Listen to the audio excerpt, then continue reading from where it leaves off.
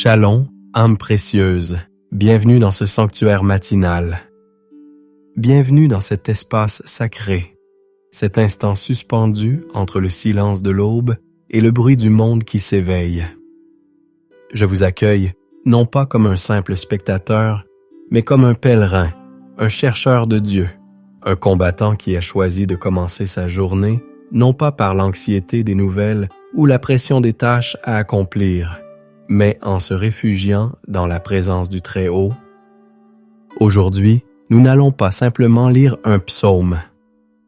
Nous allons pénétrer dans une forteresse spirituelle, une citadelle imprenable dont les murailles sont le salut et les portes la louange. Nous allons nous approprier les clés du psaume 91, ce chef-d'œuvre de la protection divine, cet hymne de victoire qui a traversé les siècles sur les lèvres des rois, des prophètes, des martyrs et des saints. Le titre de notre rencontre ce matin est une promesse audacieuse, pour que 1000 tombent à votre côté sans que vous soyez atteints. Ceci n'est pas une hyperbole poétique, c'est une déclaration prophétique pour votre vie. Considérez ce moment non comme une vidéo que vous regardez passivement, mais comme un rendez-vous divin, une audience royale avec le Créateur de l'univers qui a incliné les cieux pour vous rencontrer ici et maintenant. Je vous fais une promesse solennelle. Si vous restez avec moi, si vous engagez votre cœur, votre âme et votre esprit jusqu'à la fin de cette prière, vous ne repartirez pas comme vous êtes venu. Vous repartirez non seulement encouragé, mais équipé. Non seulement apaisé, mais armé. Non seulement consolé, mais couronné de la faveur et de la protection du Tout-Puissant. Vous porterez sur vous une onction de préservation divine qui vous rendra intouchable face aux stratégies de l'ennemi. Alors, avant d'aller plus loin, je vous invite à préparer le temple de votre cœur. Trouvez ce lieu de quiétude, même si ce n'est qu'un coin silencieux de votre chambre.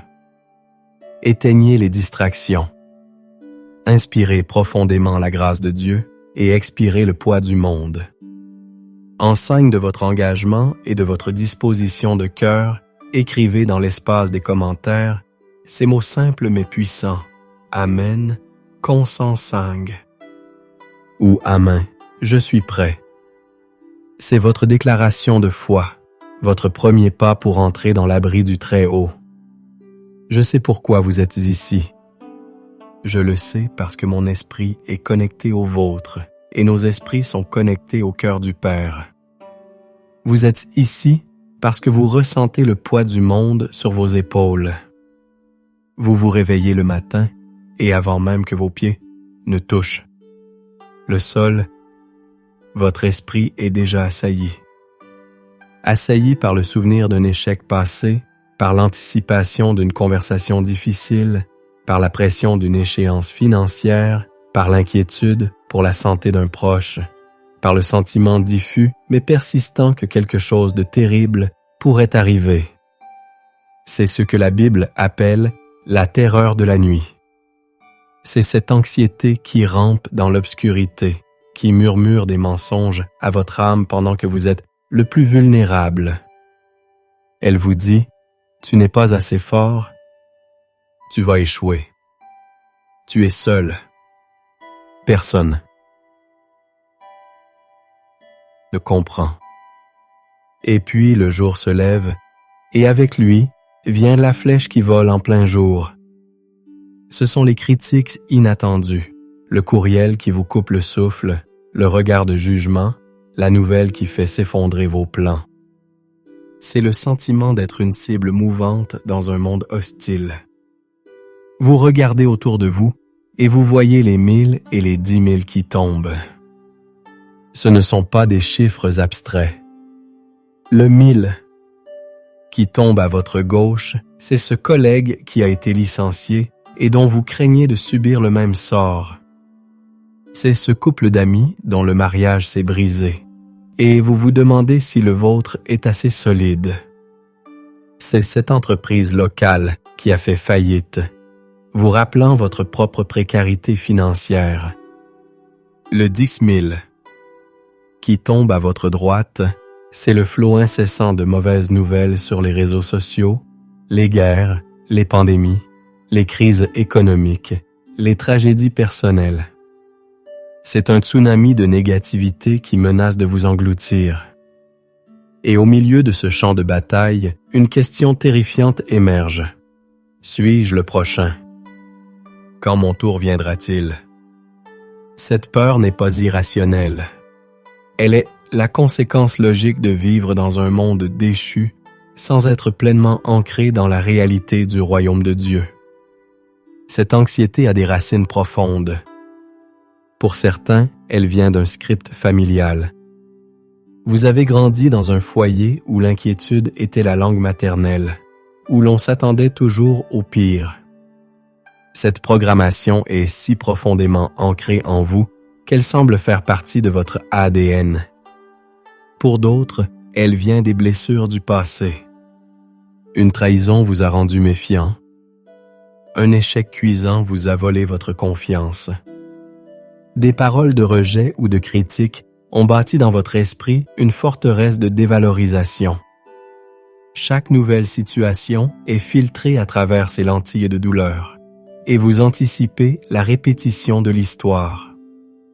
Et pour beaucoup d'entre nous, cette angoisse est exacerbée par la culture moderne. La tyrannie de la comparaison sur les réseaux sociaux, où chaque publication semble crier que votre vie n'est pas à la hauteur. Le culte de la performance qui vous fait sentir constamment en retard, inadéquat. Le FOMO, la peur de manquer quelque chose, qui vous maintient dans un état d'agitation perpétuelle. Vous vous sentez comme une feuille emportée par le vent, sans contrôle, sans refuge. Vous avez prié, vous avez jeûné, vous avez lu votre Bible, mais le sentiment de vulnérabilité persiste. Vous vous demandez si Dieu vous voit, s'il vous entend vraiment. Vous vous demandez si ces promesses les sont vraiment pour vous, ou si elles sont réservées à des géants de la foi que vous n'êtes pas. L'ennemi de votre âme adore cet état de confusion. Il prospère dans le brouillard de la peur. Il sait que s'il peut vous maintenir dans un état d'anxiété chronique, il peut neutraliser votre témoignage, voler votre joie et paralyser votre destinée. Il veut que vous vous identifiez à ceux qui tombent, pas à celui qui reste debout par la grâce de Dieu. Mais aujourd'hui, cette tyrannie prend fin. Jésus a dit dans Matthieu 11, 28, « Venez à moi, vous tous qui êtes fatigués et chargés, et je vous donnerai du repos. » C'est une invitation personnelle. Le psalmiste, se parlant à lui-même, s'écrie dans le psaume 42, 6, « Pourquoi t'as battu mon âme, et gémis-tu au-dedans de moi? Espère en Dieu, car je le louerai encore. Il est mon salut et mon Dieu. » Aujourd'hui, nous allons faire plus qu'espérer en Dieu. Nous allons nous établir en lui. Car le Seigneur voit chaque larme que vous avez versée en secret. Il connaît chaque pensée anxieuse qui a traversé votre esprit et il n'a pas seulement de la compassion pour vous, il a une solution pour vous. Cette solution est une personne et cette personne est un lieu. Le psaume 91 est la cartographie divine de ce lieu sûr. Préparez-vous à y entrer. Pour comprendre la puissance explosive du psaume 91, nous devons en devenir les architectes, les archéologues, les habitants. Ce psaume n'est pas une simple prière, c'est un traité de théologie pratique, un contrat d'alliance divine scellé par le sang de l'agneau. Il commence par une condition, non pas une suggestion. Celui qui demeure sous l'abri du Très-Haut repose à l'ombre du Tout-Puissant. Le mot hébreu pour demeurer est yashav. Il ne signifie pas rendre une visite occasionnelle. Il ne signifie pas passer le dimanche matin. Il signifie s'asseoir, s'établir, habiter, construire sa résidence permanente. La protection divine n'est pas une assurance que nous souscrivons en cas d'urgence. C'est un environnement dans lequel nous choisissons de vivre chaque seconde de notre existence. La première clé est donc la permanence de notre présence en lui. Et remarquez la conséquence de cette demeure. Nous reposons. Dans un monde qui glorifie l'agitation, Dieu nous appelle au repos. Pas un repos de paresse, mais un repos de confiance. C'est la quiétude d'un enfant qui dort paisiblement dans les bras de son Père au milieu d'une tempête. Les noms de Dieu utilisés ici sont des clés de révélation. Très haut. En hébreu, est Élion. C'est le nom de Dieu qui révèle sa souveraineté absolue. Il est au-dessus de toute circonstance, de tout diagnostic, de toute menace, de toute puissance démoniaque. Lorsque vous demeurez sous l'abri des lions, vous êtes littéralement placé dans une position spirituelle au-dessus des problèmes qui tentent de vous écraser. Tout-puissant. En hébreu, Et Shaddai. Ce nom est lié à la racine qui signifie la mamelle. C'est le Dieu qui est plus que suffisant, qui nourrit, qui soutient, qui protège avec une tendresse féroce, comme une mère pour son nouveau-né. Élion est. Sa position, Shaddai est sa provision. Lorsque vous comprenez cela, votre confession au verset 2 devient une évidence. Je dis à l'Éternel, mon refuge et ma forteresse, mon Dieu en qui je me confie.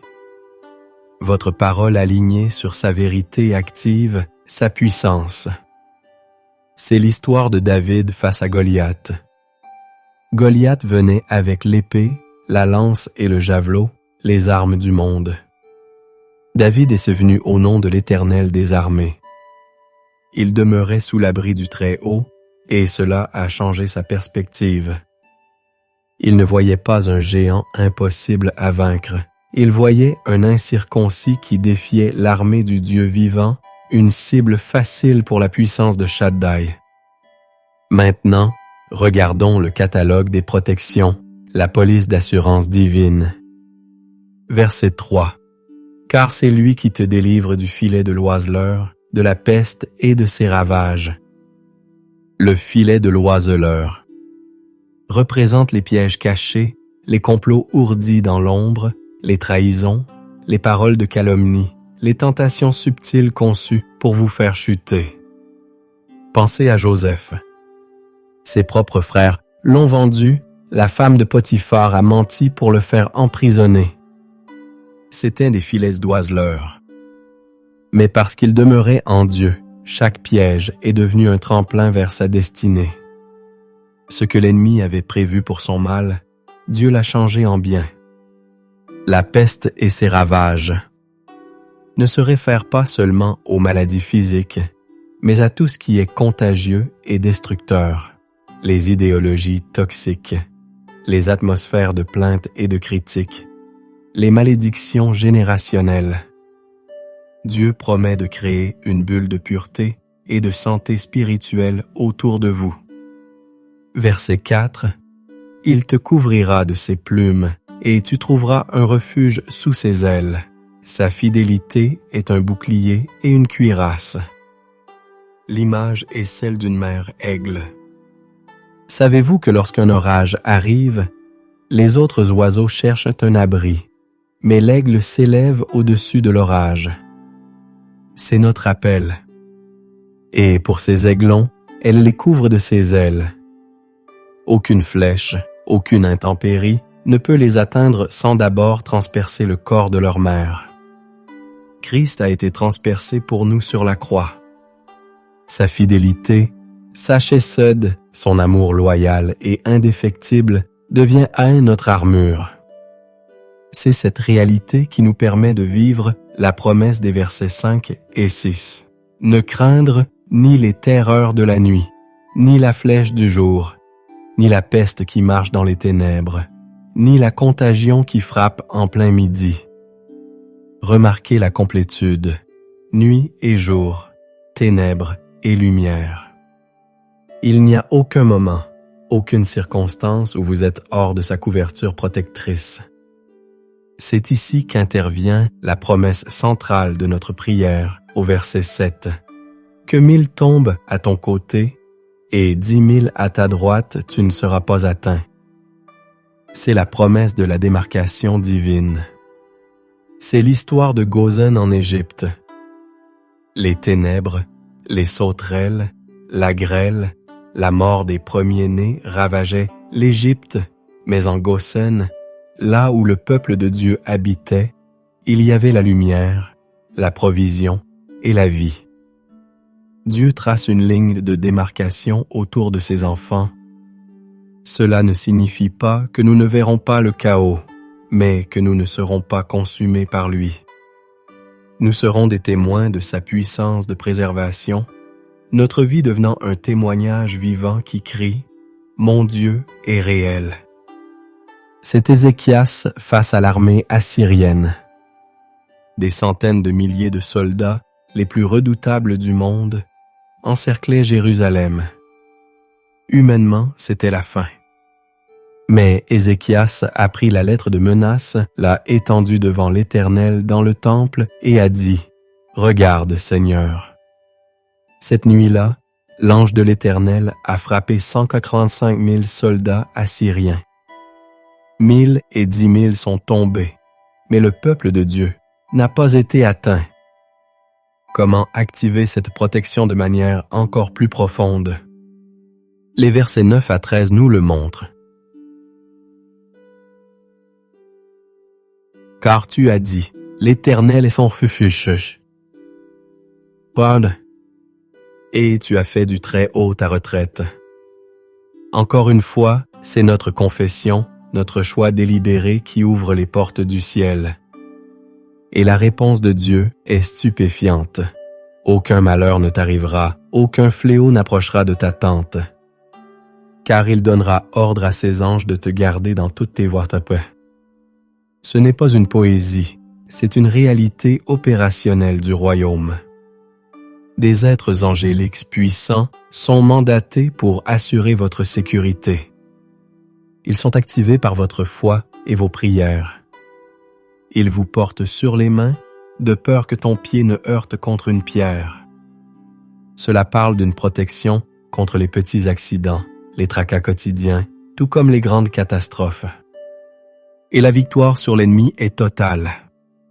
Tu marcheras sur le lion et sur l'aspic, tu fouleras le lionceau et le dragon. Le lion représente l'ennemi qui attaque avec une puissance rugissante et visible. L'aspic et le dragon représentent l'ennemi qui attaque avec ruse, venin et tromperie cachée. Vous recevez l'autorité de triompher sur toutes les formes de manifestations démoniaques. Finalement, dans les versets 14 à 16, Dieu lui-même prend la parole. C'est la plus belle partie, le cœur de l'alliance. Il ne parle pas de vous, il vous parle. Puisqu'il m'aime, je le délivrerai, je le protégerai, puisqu'il connaît mon nom. Le fondement de tout n'est pas votre performance, mais votre relation d'amour avec lui. C'est la clé suprême. Aimer Dieu et connaître son nom, pas seulement intellectuellement, mais intimement, dans son caractère. Yahvé Jireh, mon pourvoyeur, Yahvé Rapha, mon guérisseur, Yahvé Shalom, ma paix. Il m'invoquera et je lui répondrai. Je serai avec lui dans la détresse. Je le délivrerai et je le glorifierai. Notez bien, il ne promet pas l'absence de détresse, mais sa présence garantie au cœur de la détresse. C'est Moïse à la mer Rouge, avec la mer devant et l'armée de Pharaon derrière. C'était la détresse. Mais Dieu était là, dans la colonne de nuée et de feu, et il a ouvert un chemin là où il n'y en avait pas. Et enfin, la double promesse ultime. Je le rassasierai de longs jours, et je lui ferai voir mon salut. La longévité n'est pas seulement une question de quantité, mais de qualité. Une vie pleine, riche, satisfaisante, accomplissant le but pour lequel vous avez été créé. Et vous verrez son salut, sa Yeshua, dans chaque domaine de votre vie, culminant dans la gloire éternelle. Voilà l'héritage qui vous est offert ce matin. Il est temps de le réclamer par la prière. Maintenant que notre intelligence a été éclairée et notre foi fortifiée par la vérité de la parole, il est temps de passer de l'écoute à l'engagement, de la méditation à l'intercession. Préparons le sanctuaire de notre cœur pour accueillir la plénitude de sa présence et de ses promesses. Si vous le pouvez, je vous invite à fermer les yeux, non pour échapper au monde, mais pour vous concentrer plus intensément sur la réalité du royaume qui est en vous.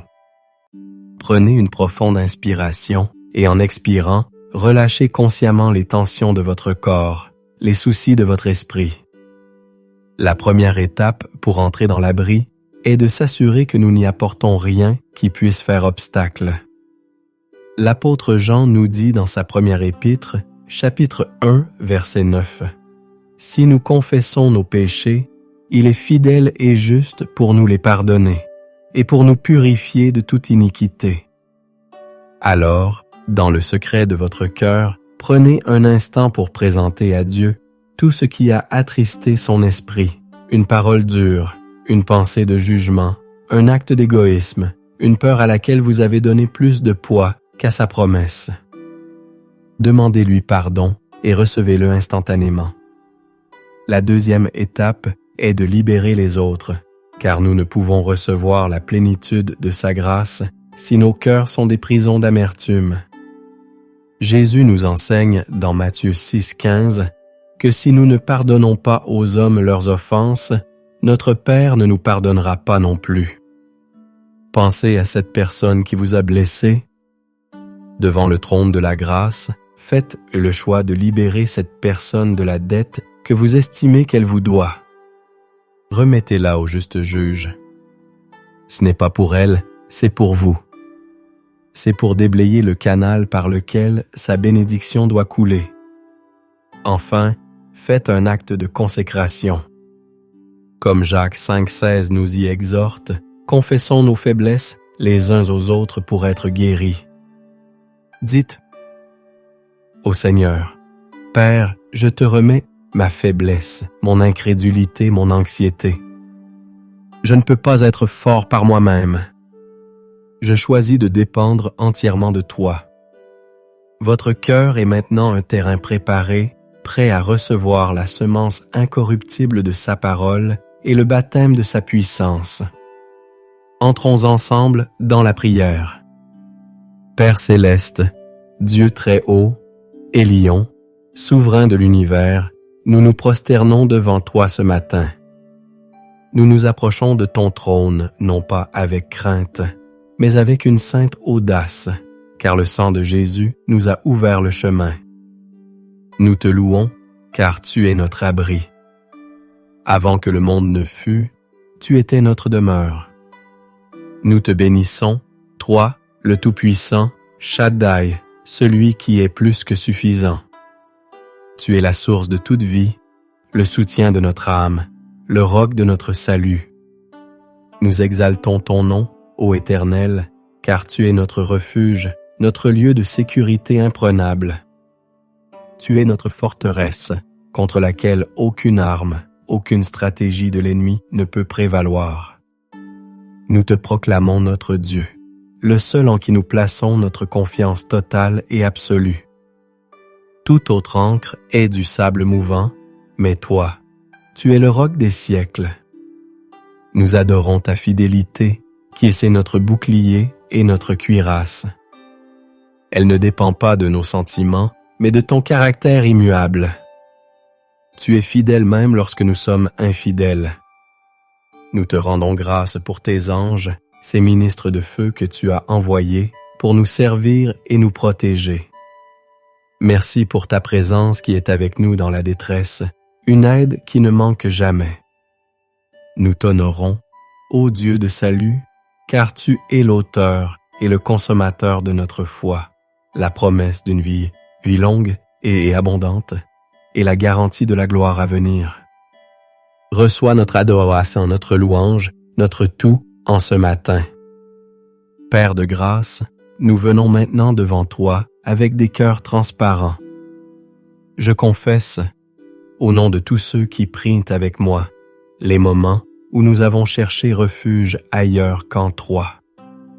Nous avons cherché refuge dans le travail, dans les relations, dans les distractions, dans l'approbation des autres.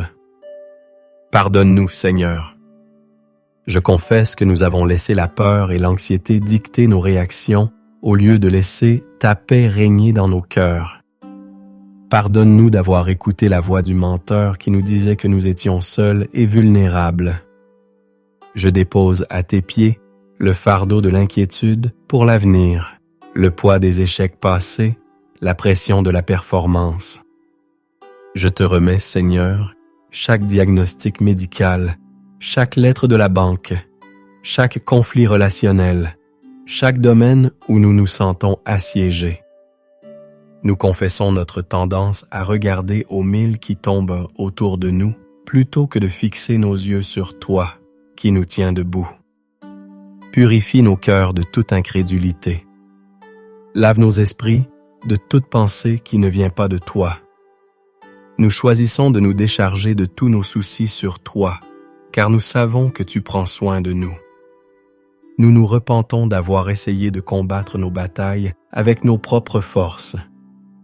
Aujourd'hui, nous te laissons être notre Dieu, notre guerrier, notre libérateur.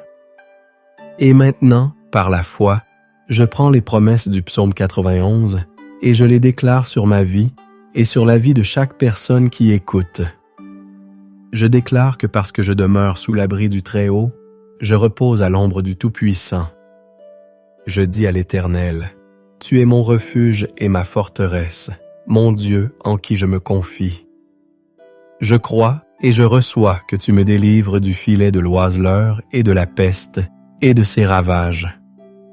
Tu me couvres de tes plumes et je trouve un refuge sûr sous tes ailes. Ta fidélité est mon bouclier et ma cuirasse. Par conséquent, je ne craindrai ni les terreurs de la nuit, ni la flèche qui vole de jour, ni la peste qui marche dans les ténèbres, ni la contagion qui frappe en plein midi. Je proclame que même si 1000 tombent à mon côté et 10 000 à ma droite, je ne serai pas atteint. De mes yeux seulement, je regarderai et je verrai la rétribution des méchants. Car j'ai fait de toi, ô Éternel, mon refuge. J'ai fait du Très-Haut ma retraite. C'est pourquoi aucun malheur ne m'arrivera, aucun fléau n'approchera de ma tente. Car tu as donné ordre à tes anges à mon sujet, de me garder dans toutes mes voies. Ils me portent fermement sur leurs mains, de peur que mon pied ne heurte contre une pierre. Je reçois ton autorité divine, et je déclare que je marcherai sur le lion et sur l'aspic, je foulerai le lionceau et le dragon. Parce que je t'aime, Seigneur, je crois que tu me délivres. Parce que je connais ton nom, tu me protèges. Je t'invoque et tu me réponds. Tu es avec moi dans la détresse. Tu me délivres et tu me glorifies. Tu me rassasieras de longs jours et tu me feras voir ton salut. Amen, qu'il en soit ainsi. Au nom puissant de Jésus-Christ, par l'autorité qu'il m'a donnée, je prends position contre toutes les forces des ténèbres qui ont été assignées contre ma vie et ma destinée. Je brise chaque filet de l'oiseleur tendu sur mon chemin, les pièges de la tromperie, de la trahison, de la calomnie, de la tentation. Je déclare qu'ils sont exposés et rendus sans effet.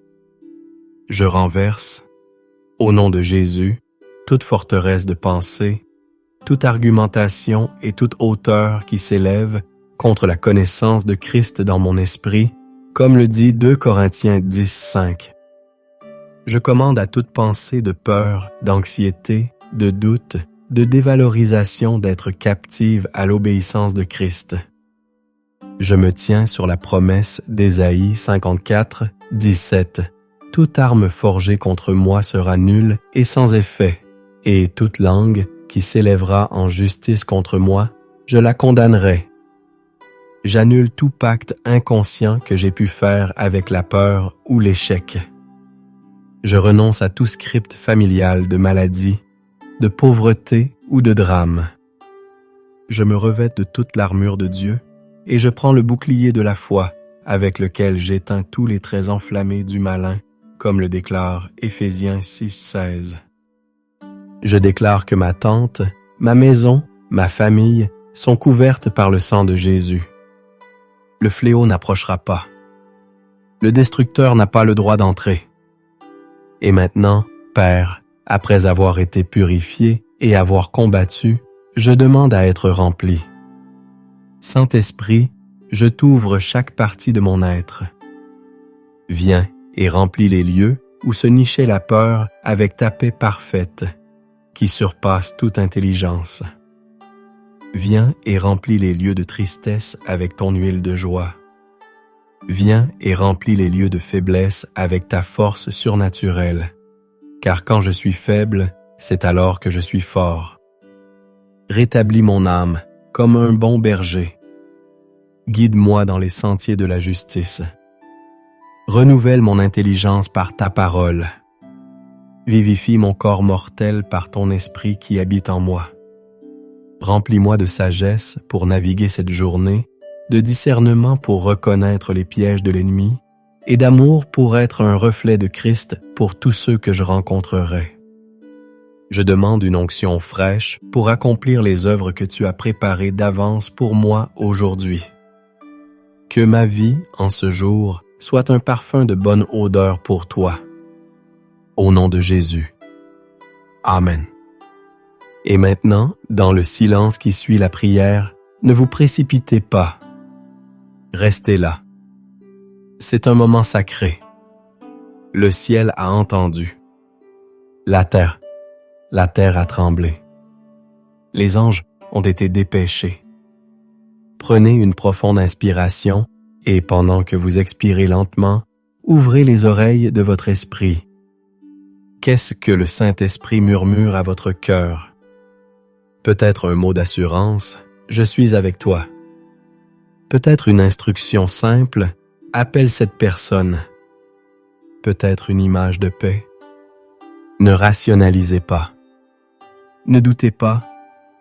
Recevez-le simplement comme une rosée du ciel sur votre âme. C'est un contact personnel du Créateur. Écoutez. Dieu parle à votre cœur en cet instant même. Et sa première parole, sa parole fondatrice pour votre journée, est une parole de paix, de shalom. Recevez sa paix, non comme le monde la donne, mais une paix qui ancre votre âme au milieu de la tempête. Maintenant, recevez ces paroles, non pas comme des vœux pieux, mais comme des décrets prophétiques qui sont libérés sur votre vie en cet instant. Je me tiens dans mon autorité de serviteur de Dieu et je vous parle directement.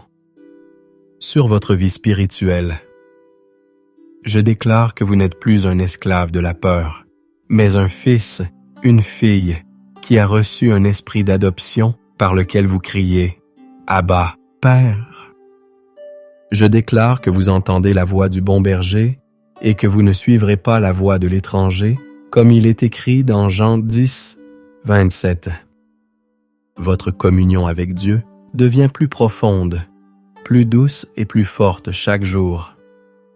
Sur votre santé physique et émotionnelle, je déclare que la maladie et l'infirmité n'ont aucune autorité légale sur votre corps, qui est le temple du Saint-Esprit.